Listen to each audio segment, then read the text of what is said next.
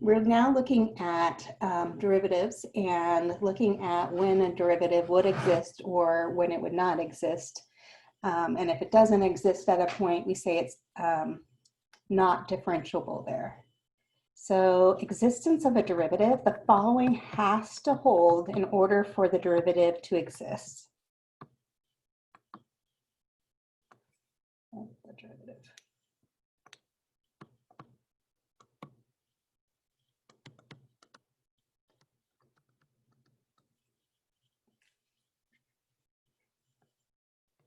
So the derivative exists with a function f satisfies all the following conditions at a point.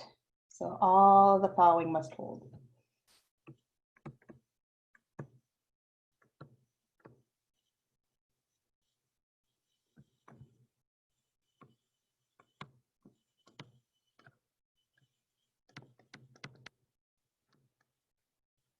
Okay, so 1, f is continuous.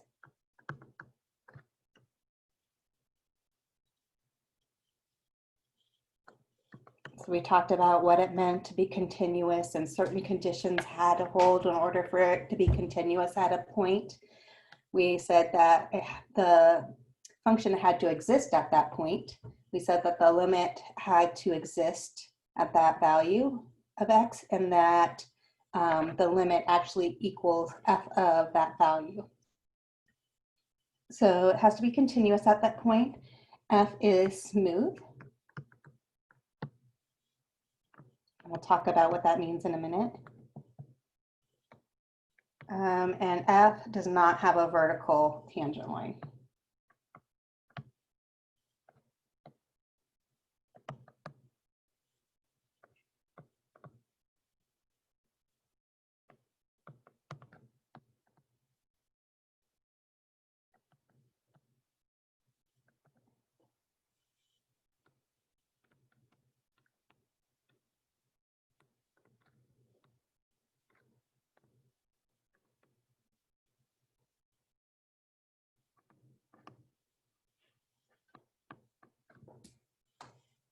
So for 1, there's different ways. So let's say this was x equals a.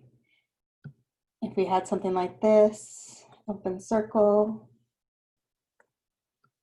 So this would be discontinuous at a because it's not continuous at a. We could have a jump in the graph.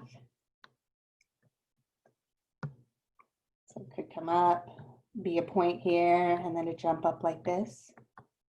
So here's another example of it not being differentiable because it's not continuous here at x equals a.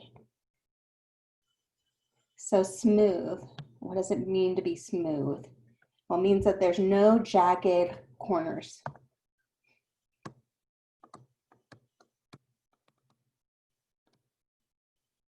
Sharp.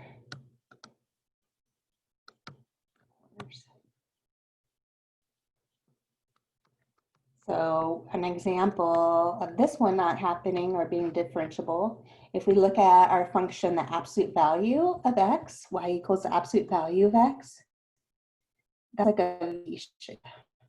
And this sharp corner here at 0, 0. And so here, not differentiable at 0. Everywhere else it's differentiable, but not at x equals 0.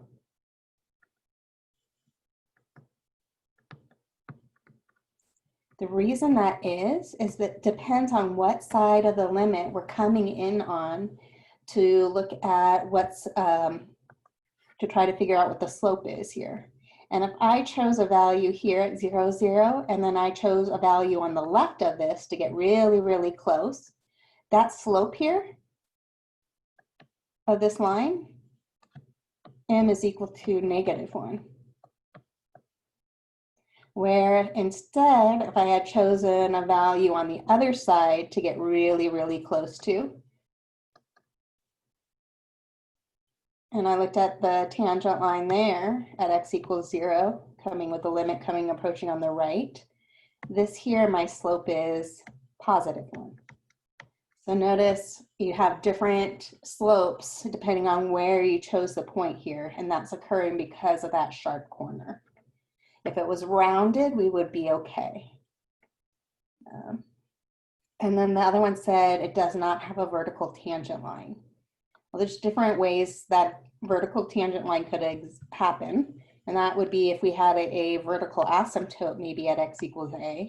So if this was x equals a, you might graph it.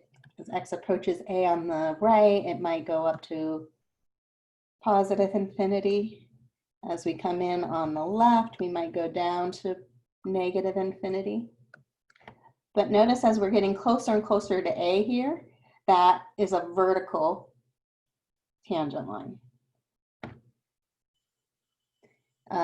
This is actually discontinuous too, so maybe that's not the best example. What about y is equal to x cubed? If we look at this at x equals 0. Actually, that one, maybe it's not as much, so let's look at the cubed root of x. If you look at this graph here, it's pretty sharp there, and it turns. And so when you're approaching 0, you're getting this horizontal tangent line. Not horizontal, vertical.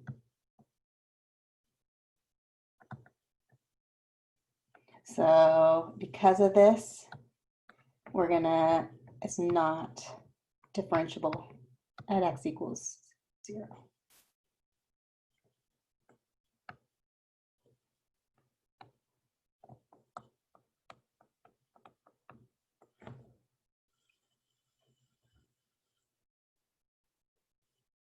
Okay, but there's a couple things we got to be careful of.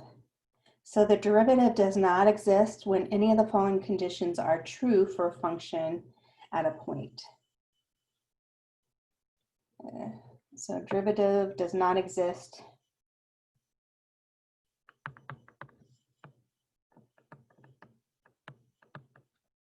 when any of the following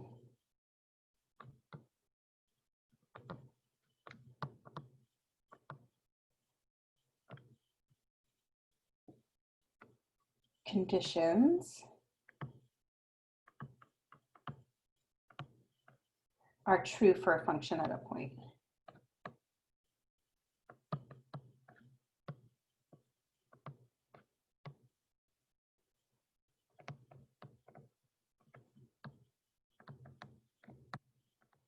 It's kind of negating the other ones. So if f is continuous, we said, well, all these things had to hold true. If f is not continuous, if f is discontinuous at a point, then if that's true, the derivative doesn't exist. The derivative does not, I put exist, does not exist when any of the following conditions are true. F is discontinuous.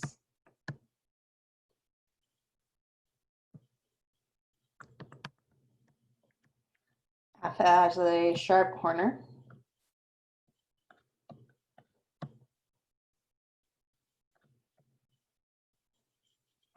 Or F has a vertical tangent line.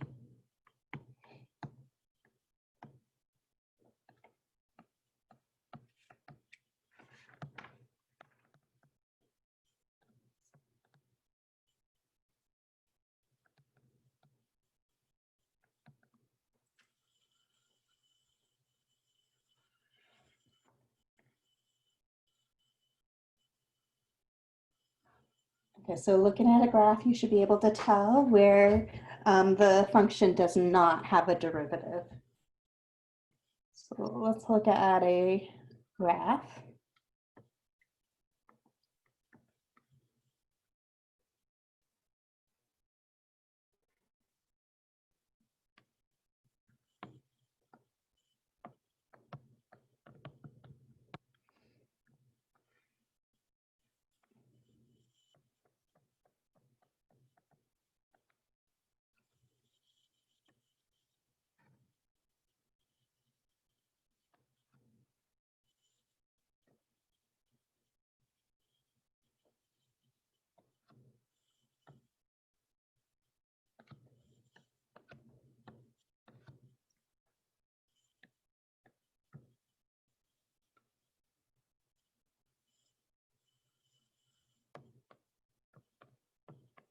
Okay. It's hard to kind of explain what I'm doing. I'm just pulling this from number 37 from our book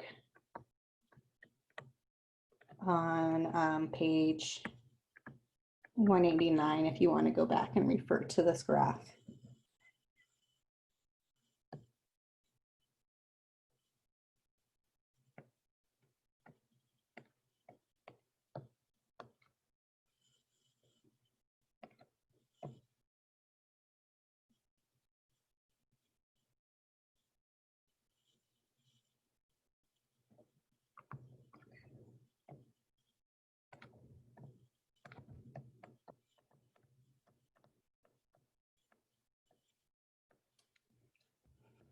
Okay, so looking at this graph of f of x, you should be able to determine what values of x this is discontinuous at and why.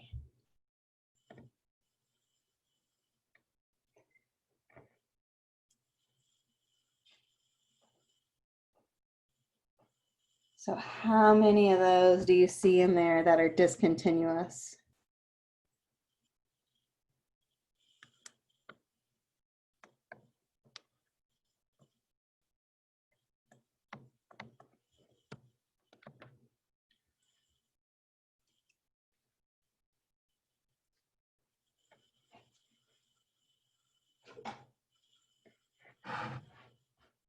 How many places would you see there that is discontinuous?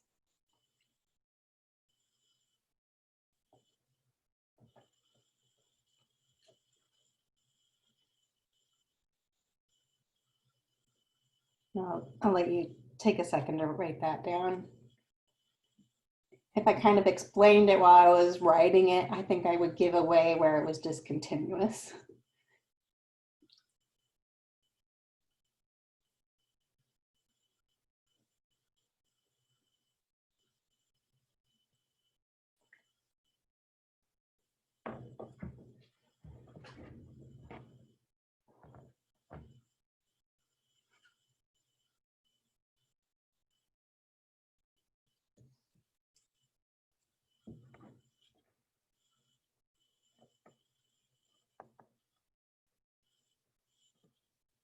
Notice that -3. If I was following this line, kind of think of it as your car following the line and where the headlights would be pointing. Right here, this is a vertical tangent.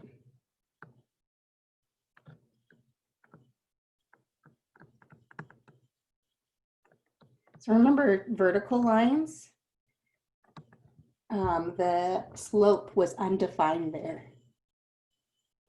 So at x equals -3, it's discontinuous, or not discontinuous, it's continuous actually, but it is not differentiable.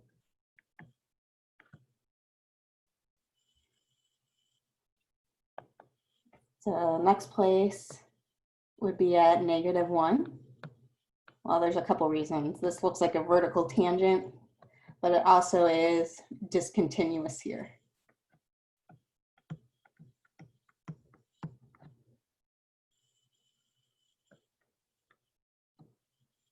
So not continuous.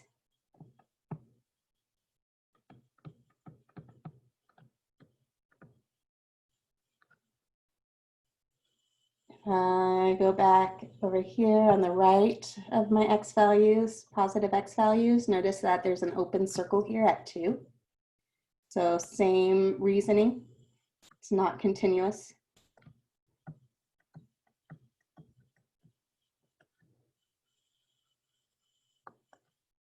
Notice here at x equals 3.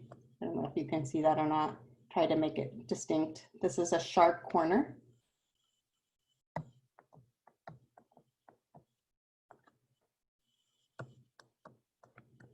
So it's not not differentiable there. And then x equals 5 is also a sharp corner.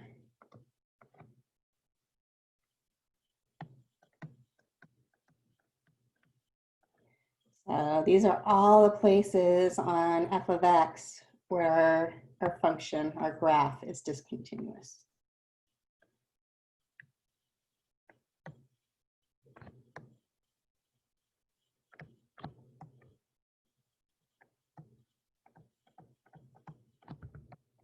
I think I just said discontinuous again, but I meant is not differentiable.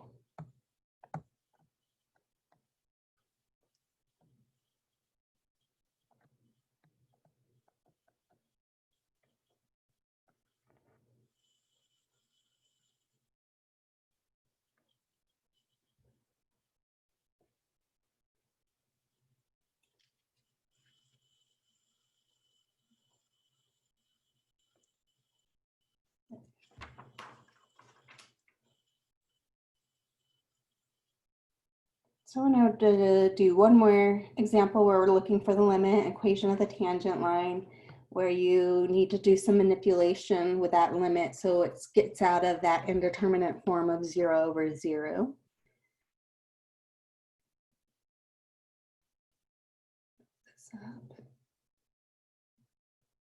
Okay.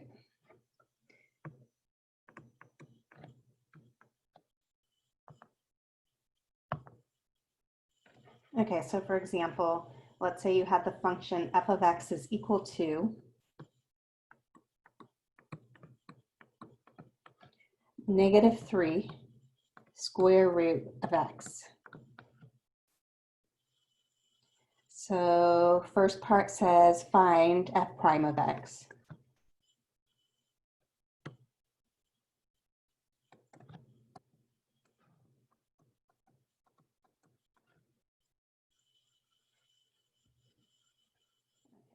Again, limit as h goes to 0. We're going to look at plugging in x plus h wherever we see an x.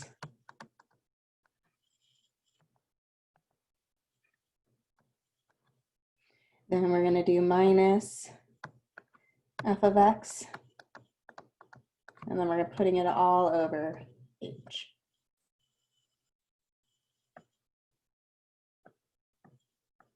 So when we go back in and we plug in x plus h, wherever we see an x in here,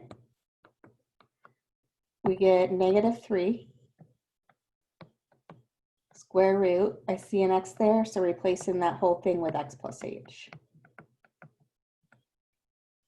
Then we have minus f of x, but f of x is just 3, oops, minus -3 square root of x. And put this all over h.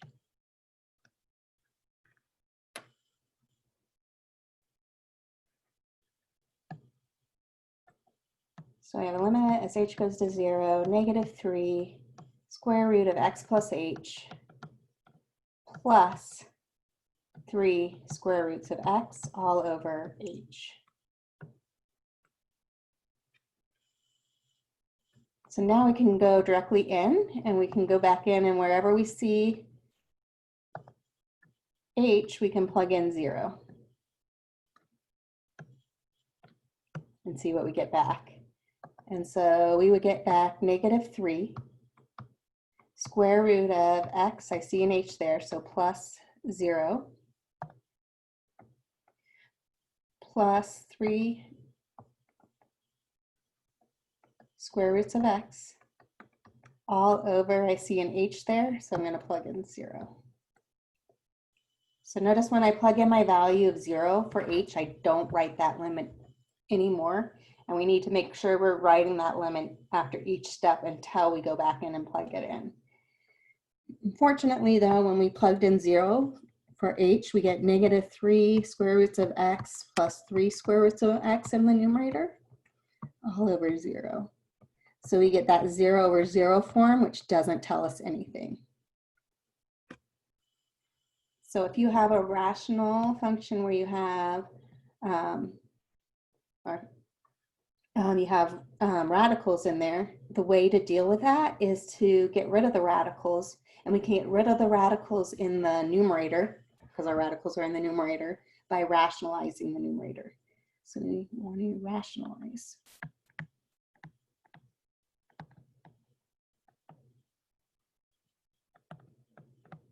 the numerator.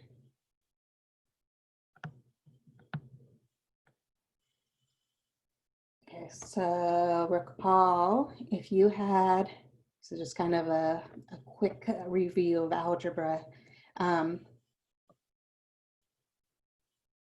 Let's say you had some value a all over, I don't know, b plus root c. To get rid of the radical, and I should have put that in the numerator, but it doesn't matter. To get rid of the radical, we multiply by the conjugate. So we're going to multiply by a fancy one.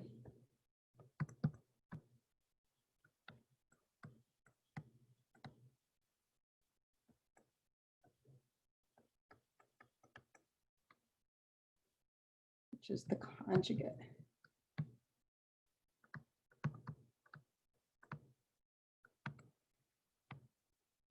Of b plus square root of c. So all the conjugate is when you have two terms, it's changing the sign in between those two terms, and we use this for when we have radicals, and we use this sometimes when we have imaginary numbers. And so in this case, we would multiply by b minus root c. The whole reason behind this is the fact that, recall, if you had two things, a squared minus b squared, another kind of side point, that factored as a minus b times a plus b.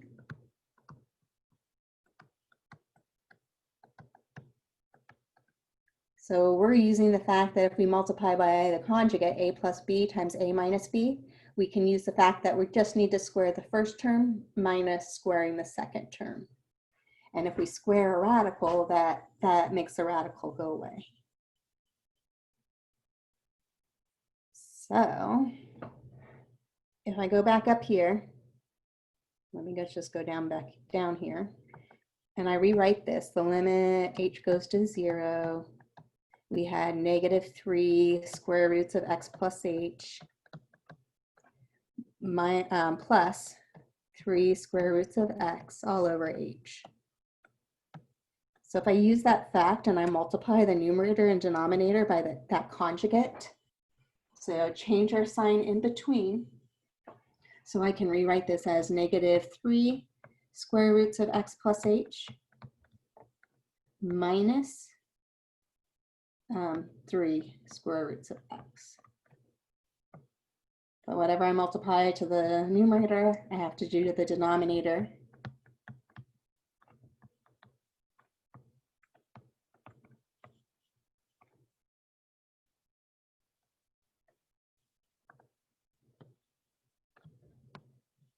So we have the limit as h goes to 0.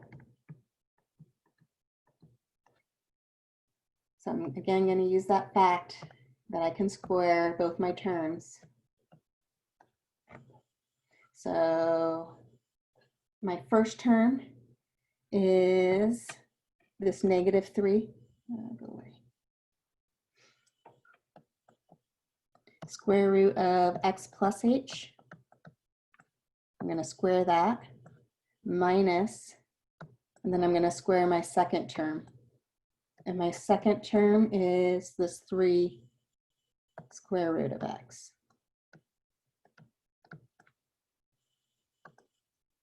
All over, and I'm not going to distribute for this piece. I'm just going to leave it in factored form. So h all times this -3 square roots of x plus h minus 3 square roots of x.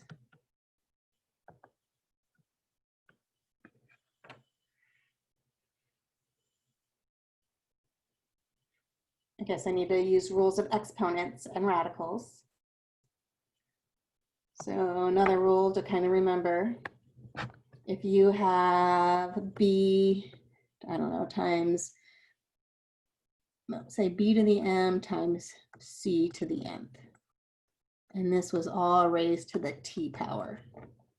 If it was strictly multiplication in there, We used rules of exponents. Power to power was multiplication, and so this would be the same thing as b to the m times t, and c to the n times t power. So I'm using that fact with my square. So the limit as h goes to 0. And I'm taking my -3 and I'm squaring it. And I'm taking my square root of x plus h and I'm squaring it.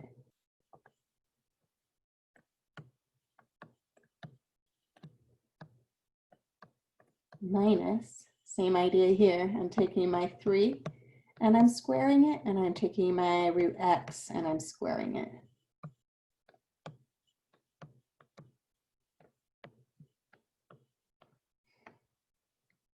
All over our denominator, which is h, all times -3 square roots of x plus h, minus 3 square roots of x.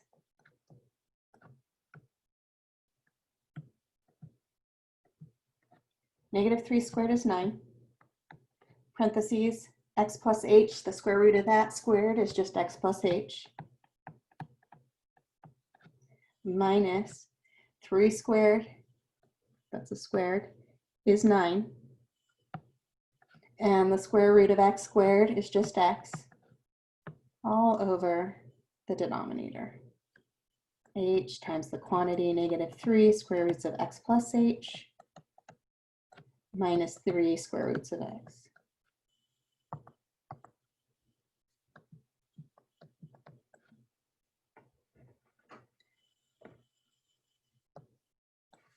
If we distribute this 9, here we get the limit as h goes to 0 of 9x plus 9h minus 9x all over h times that quantity, -3 square roots of x plus h, and then minus 3 square roots of x.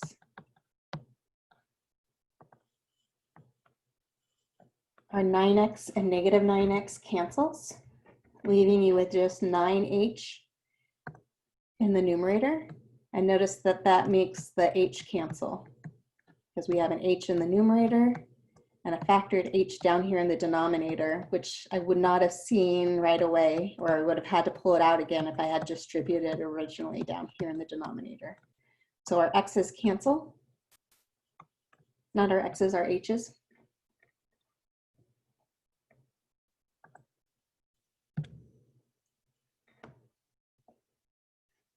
So the limit as h goes to 0, I have 9 left in my numerator, all over -3 square roots of x plus h, but h is 0, minus 3 square roots of x.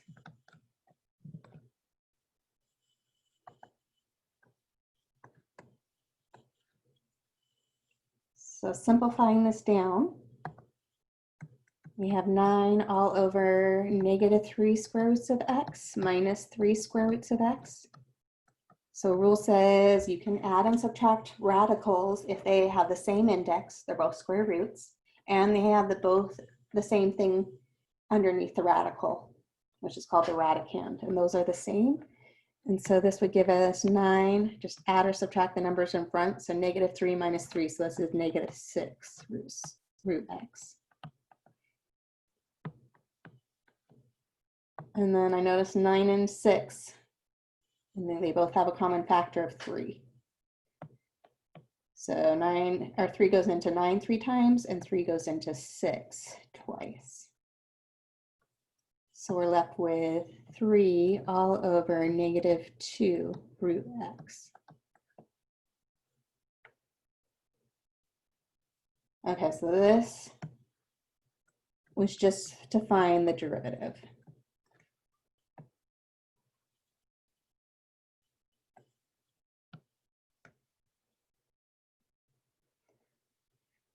So if you ever get 0 over 0 and you have a rational function there and you have radicals in there, then multiply by that conjugate is a trig.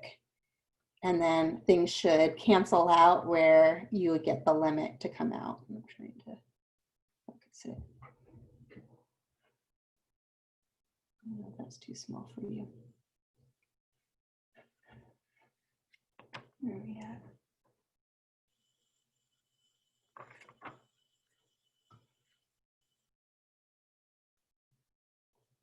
So that was just part A. Part B says find,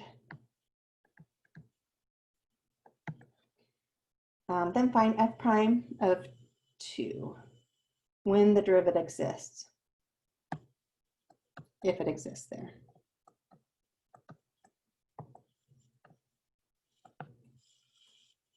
So all we have to do is go in here, wherever we see an x, we're going to replace it with 2.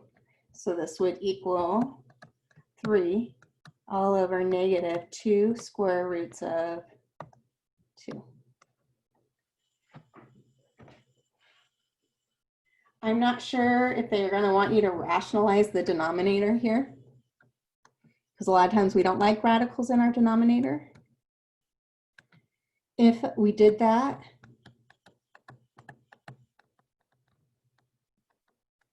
there's only one term with a radical.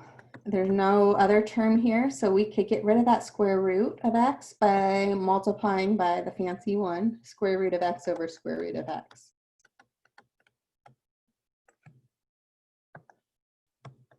So this will be 3 square root of x all over negative 2. Well, square root of x times square root of x is x.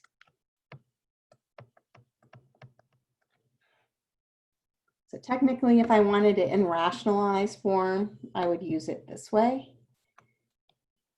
But we might want to get rid of this root 2 down here, and then I would have to multiply by a fancy one, in this case, root 2 over root 2.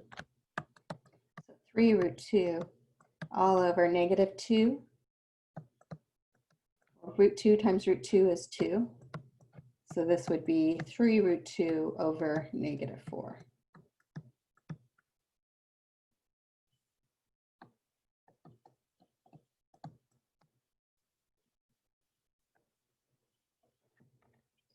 Where if I had already rationalized the denominator with the original derivative of the whole function, then when I plugged in 2 here, I would have gotten this right away.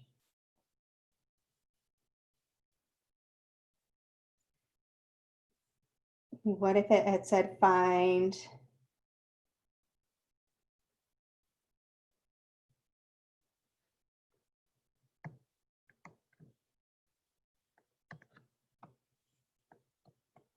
f prime of negative 1?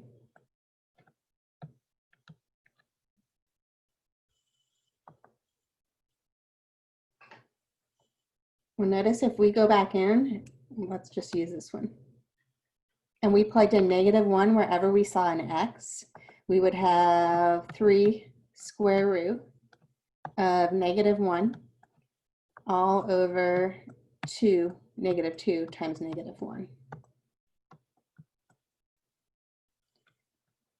So we got a little bit of a problem in here because this is 3i. Square root of negative 1 is I over 2. This is not real. So something's up. And so if we go back to our original function, there's a reason why. Notice our original function, maybe, was this negative 3 square roots of x. So sometimes it's important to look at what your domain is.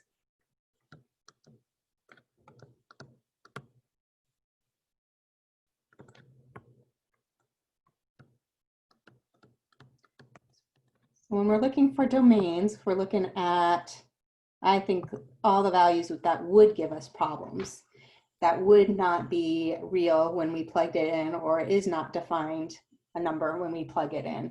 And so since we have a square root, any number we plug it in underneath this radical has to be greater than or equal to 0. And since it's just x, x has to be greater than or equal to 0. And the reason why we had a problem before, or over here on that example, when we plugged in -1 was because -1 is smaller than 0.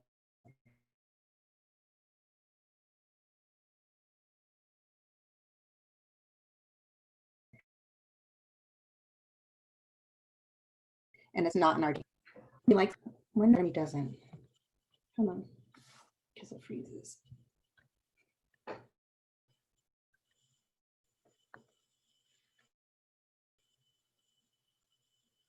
Okay.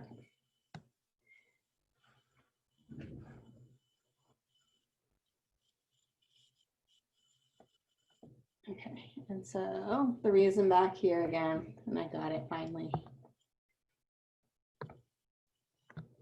-1, x equals -1 is not in the domain of f of x.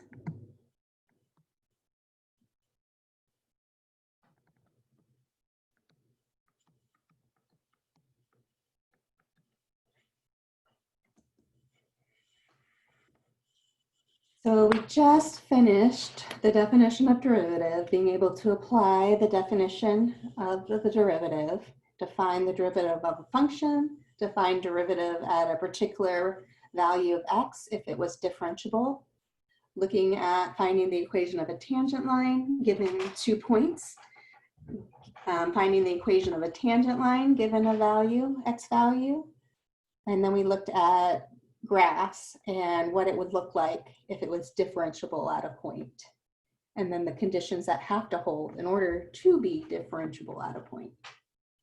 And so that ties, that's the end of 3.4. And 3.5, I kind of talked about it a little bit at the beginning of class when I was looking at, okay, if we have a graph of a function, what would that graph of that derivative look like? But I will get into a little bit of that. We're almost done with it. It's really, really short section on Monday next week. So really the only homework that you have for this week would be 3.4 homework. And no exam? So no exam then. So we'll push that another week out. Actually, so your exams are going to be a little different this semester. So you're having 2 exams that are going to be in class with a webcam on during class time. And then you guys are having my math lab tests at the end of the chapter. And so I want to give you guys like a weekend to do that, my math lab test. And I want you to have already had the weekend to get all the homework done for that section. So it's not going to be for a couple weeks, because we'll finish 3.5 next week, start on chapter 4, but you'll then be able to get all the homework done for the following Monday for chapter 3. And then since you've already done all the homework, then hopefully then by that next weekend, you can take the test. Okay? So that's like in October. Okay, that's good. I was just worried about this weekend. Yeah, hopefully, yeah. So only thing to do this next weekend is that 3.4 by Monday.